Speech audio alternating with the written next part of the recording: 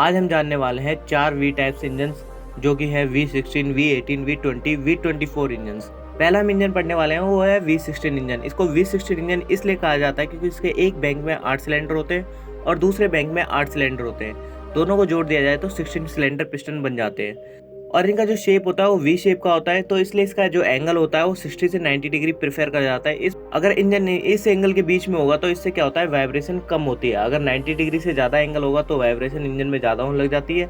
अगर 60 से कम होगा तो भी इंजन में वाइब्रेशन ज़्यादा होने लग जाती है। पहली बार V16 इंजन यूज हुआ था 1910 में एंटोनेट 7 एक्सपेरिमेंटल एयरक्राफ्ट में यूज हुआ था इसका। एंटोनेट 7 एक फ्रेंच एयरक्राफ्ट कंपनी है। एंटोनेट 7 एयरक्राफ्ट में जब इसका यूज करा गया था V16 इंजन का, तो इसकी जो टॉप स्पीड थी वो 70 किलोमीटर पर आवर की थी और ये 100 हॉर्स पावर की पावर जनरेट करता था। एयरक्राफ्ट में यूज करने के बाद फिर V16 इंजन को 1930 में ऑटोमोबाइल्स में यूज करने लगे। पहली बार V16 इंजन की कार प्रोडक्शन की गई थी जनवरी 1930 में और उस कार कंपनी का नाम था कैडिलैक V16। कैडिलैक एक कार मैन्युफैक्चरिंग कंपनी है और ये कार काफी एक्सपेंसिव थी। 1930 से लेकर 1940 तक इसकी केवल 4076 यूनिट ही बनाई गई थी। उसके बाद ये इंजन बनाना बंद कर दिए गए थे और ये इंजन लगभग 165 हॉर्स पावर की पावर जनरेट करता था और 367 न्यूटन मीटर की टॉर्क जनरेट करता था। V16 इंजन के प्रोटोटाइप्स कार्स भी बनाए गए थे। प्रोटोटाइप और कंसेप्ट कार बात एक ही है, दोनों का मतलब सेम ही होता है। प्रोटोटाइप्स कार्स का मास प्रोडक्शन इसलिए नहीं करा जाता क्योंकि एक तो ये एडवांस टेक्नोलॉजी से भरे होते हैं और ऊपर से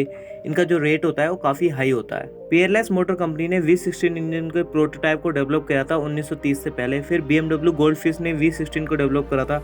उसी ईयर में Rolls Royce 100 EX concept car unveil करा था उन्होंने। पहली बार V16 इंजन को ग्रांड प्रिक्स रेसिंग कार में यूज करा गया था और इस कार का नाम था मेसेर्टी टीपो V4। इसने वर्ल्ड रिकॉर्ड बनाया था। इसने अचीव करा था 245.9 किलोमीटर पर आवर की स्पीड। और V16 इंजन को यूज करा गया था फॉर्मूला 1 रेसिंग कार में। वो लगभग 1950 से लेकर 1955 तक यूज किया गया था। V16 इंजन का यूज और भी जगह पे करा गया था, जैसे ये मरीन इंजन्स हो गया, रेल लोकोमोटिव्स हो गया, इनमें यूज किया गया था। EMD 710 लोकोमोटिव्स में इसका यूज किया गया था जो कि 4300 हॉर्स पावर जनरेट करता था। V18 इंजन इसमें भी 18 सिलेंडर पिस्टन होते हैं।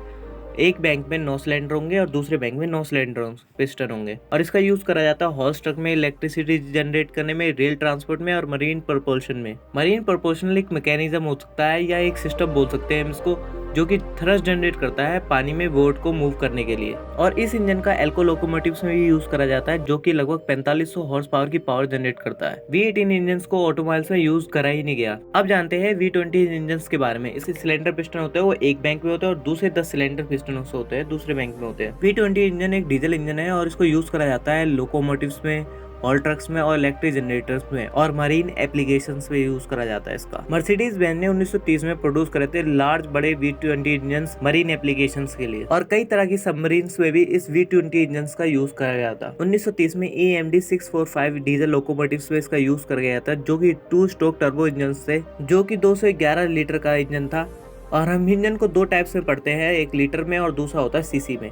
तो 1 लीटर में 1000 सीसी होता है, तो आप अंदाजा लगा सकते हैं ये इंजन कितने सीसी का था। लेकिन ये पावर जनरेट करता था 5000 हॉर्स पावर की। V24 इंजन के बारे में जानते हैं। जो इसका पहला बैंक होता है उसमें 12 सिलेंडर पिस्टन होते हैं और दूसरे बैंक में 12 सिलेंडर पिस्टन होते हैं। टोटल मिला के 24 सिलेंडर पिस्टन होते हैं। और V24 इंजन को बेसिकली एयरक्राफ्ट के लिए ही बनाया गया था और इसका यूज हुआ था फिएट AS6 एयरक्राफ्ट में। 1930 में इसको मैची MC-72 एयरप्लेन में यूज करा गया था इसका। और इसका यूज करा गया था V2471 डेट्रोल डीजल इंजन में और ये लगभग 3974 हॉर्स पावर की पावर जनरेट करता था और 2110 किलोमीटर पर आवर की स्पीड में चलता था। ये वीडियो अगर इन्फॉर्मेटिव लगी हो तो लाइक एंड सब्सक्राइब कीजिए। धन्यवाद।